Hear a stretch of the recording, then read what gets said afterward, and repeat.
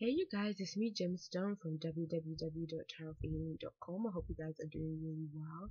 Now this reading is a monthly astrological reading for Scorpio in the month of February. And before I get into the reading, I wanted to tell you guys that I am still doing the 2015 forecast readings, personal readings on my website, so you can order that. However, it's only going to be up this month. And then on the 1st of February, I'm going to change that reading to a love reading, which I'm going to be offering at half price for the whole month of February. And that's a good reading if you are in a relationship. You can do a compatibility reading. If you are single, you can just see what can be coming up for you in terms of love in your life. So because we are in February, I am going to be starting off with your love scopes first in this reading, which I don't usually do. And usually I pick an advice card, and I've chosen to use the Romance Angel deck to serve as your advice cards for your love life.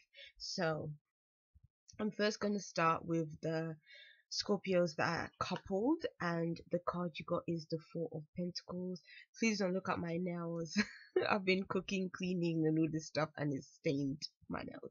So the first card, yes, is the Four of Pentacles with the Moon card, and the Oracle card that you got is Healing Family Issues, and it says your love life benefits as you forgive your parents.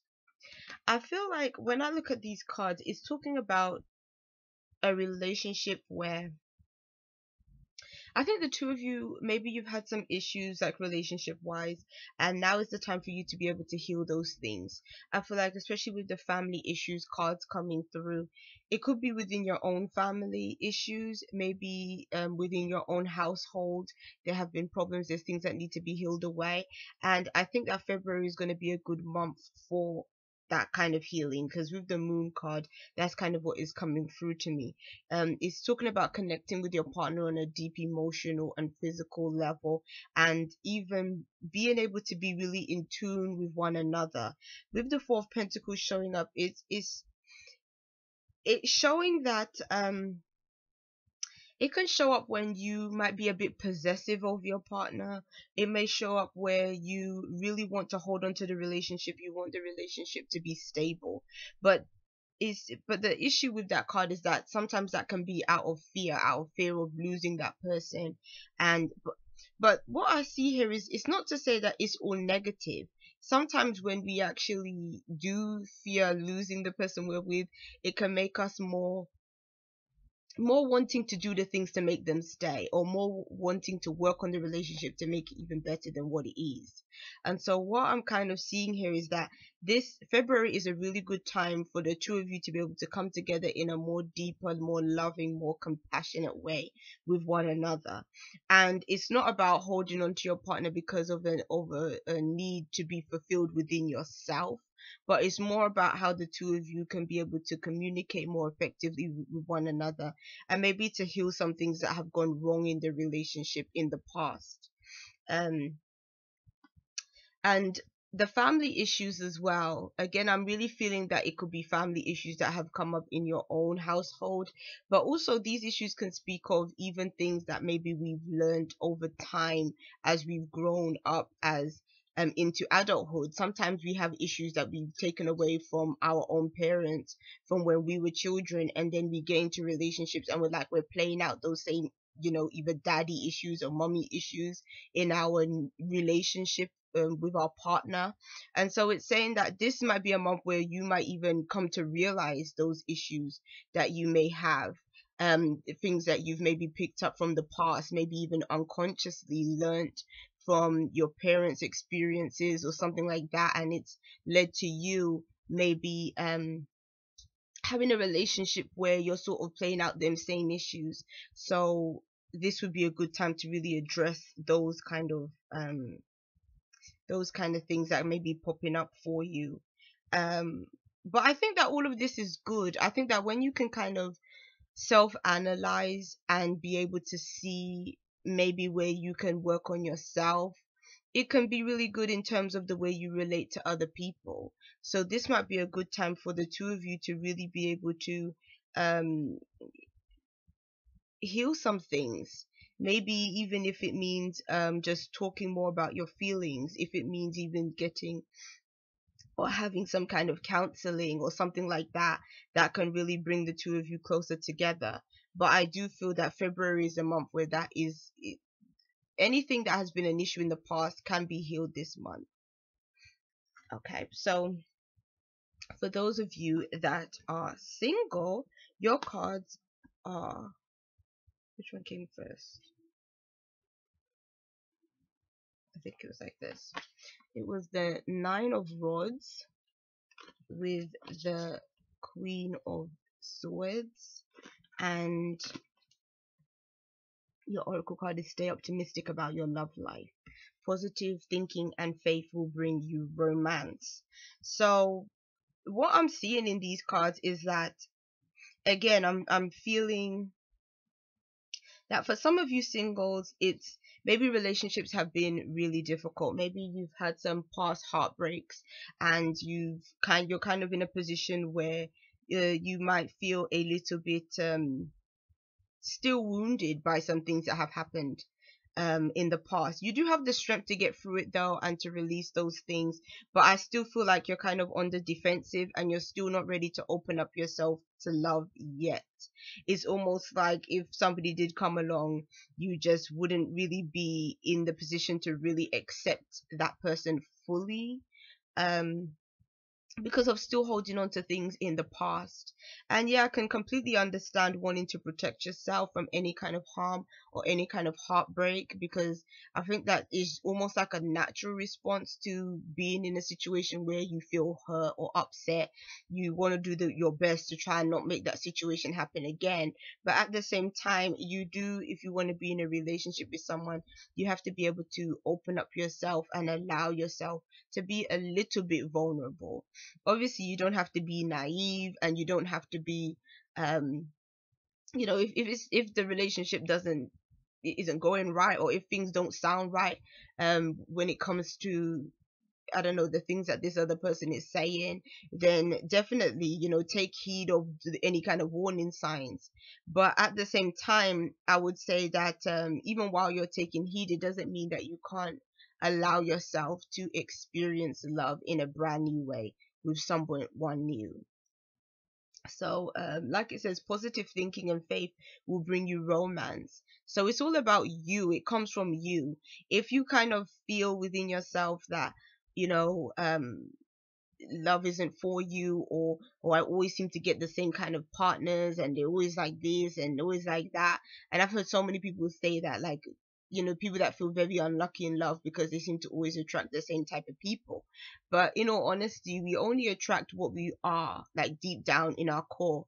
And sometimes, well, not even sometimes, I think all the time, the people that you meet in terms of romantic relationships really are a reflection of yourself and where you're at in this time in your life. And really, they can teach you really big lessons about yourself that can help you in your own personal development.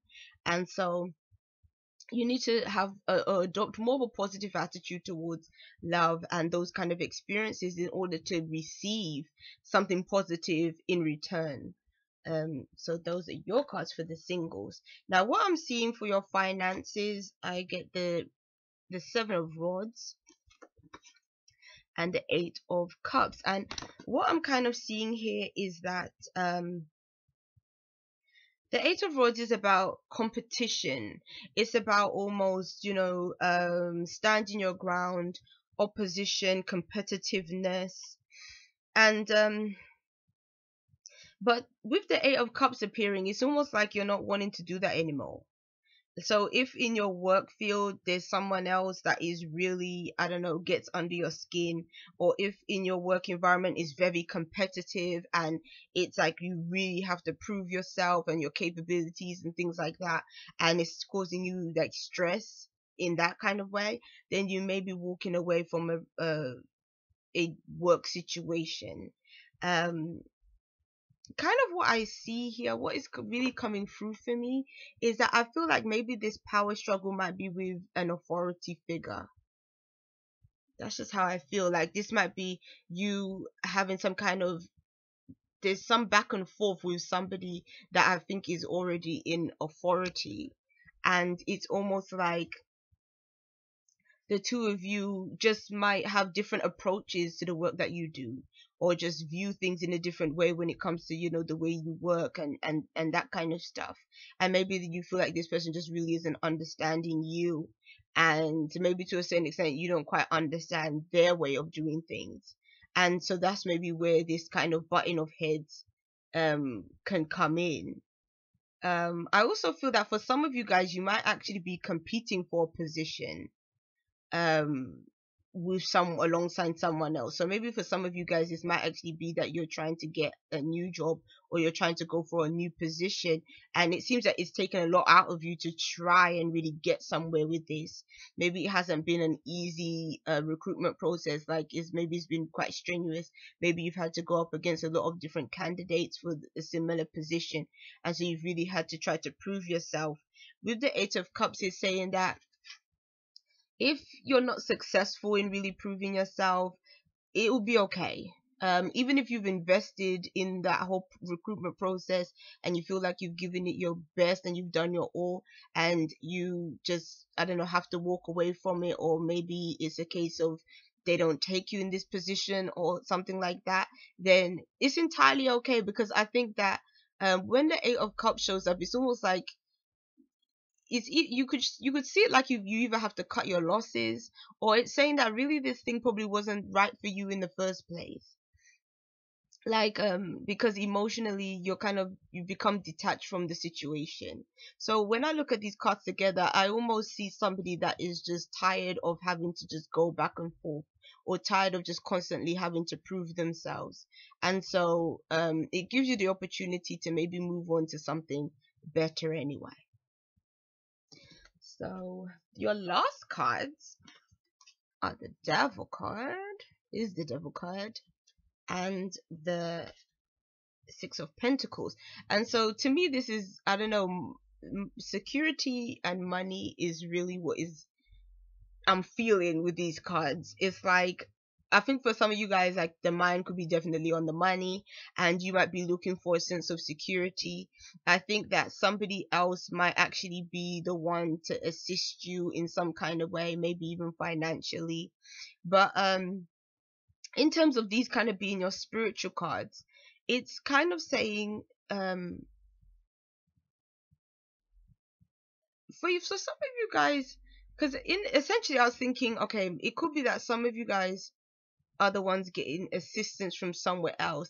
But I also feel, in terms of spirituality and in terms of yourself, it's saying that if you do have, don't hoard what you have, or don't hold on too tight to what it is that you possess. Because the Devil card can be about material gains, earthly gains, and sometimes when we have those things, we want to latch onto them because it's almost like we feel that they're very important, and sometimes we can feel that they're more important than what they truly are. And with the Six of Pentacles, there's a generosity with this card. It's like saying that if you have, do give, do support other people. And essentially, what you give always will be what you receive. It's the same thing, like I mentioned to you guys that are single. That's just a general principle, like universal principle anyways. Whatever you give, you're always going to get back. That's why when you look at this card closely, you can see the scales in the background. And when you look at, the two people in the card, you would think to yourself, well, he's the one giving, but what would she necessarily be giving in return? But even if she doesn't have physical possessions to give, she could really give anything back in return. She could give him a blessing back in return, which I think is always a lovely thing to receive from anyone, is their blessing. Because I think that any kind of positivity that comes your way definitely does support you and help you in terms of you being on a positive and high vibration. But it's also about how the person feels once they've given as well. There can definitely be a sense of feeling proud of yourself, feeling like you're truly helping someone, you're truly being there for somebody else. So there is sort of it is self-gratifying as well to be able to assist other people and help other people. So essentially, like I said, what you give, you whenever you give, ultimately you will definitely receive something back. It may not be exactly the same thing, like for like, but there always has to be an exchange of energies that take place. And so with this exchange of energies, is saying that if you are in a financial position to be generous to somebody else, or to be giving to somebody else that is like in need, then do help and support them. And I think for those of you that might be in a position where you are in need, you might actually be looking for assistance from someone else. um okay, I'm just looking at the numbers now on the bottom of the card.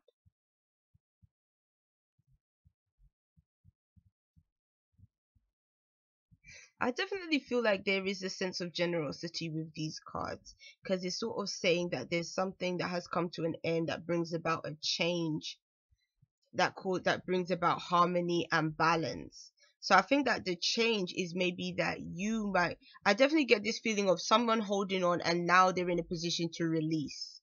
So even on a spiritual level, even if we weren't talking about finances, giving of finances, it's saying like ultimately there is something within yourself that that you have to be prepared to release and let go of, give on to someone else.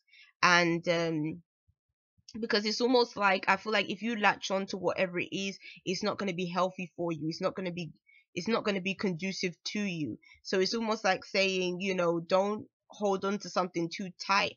If it needs to be released, release it and let it go. And if it's valuable to someone else, then give it on to them.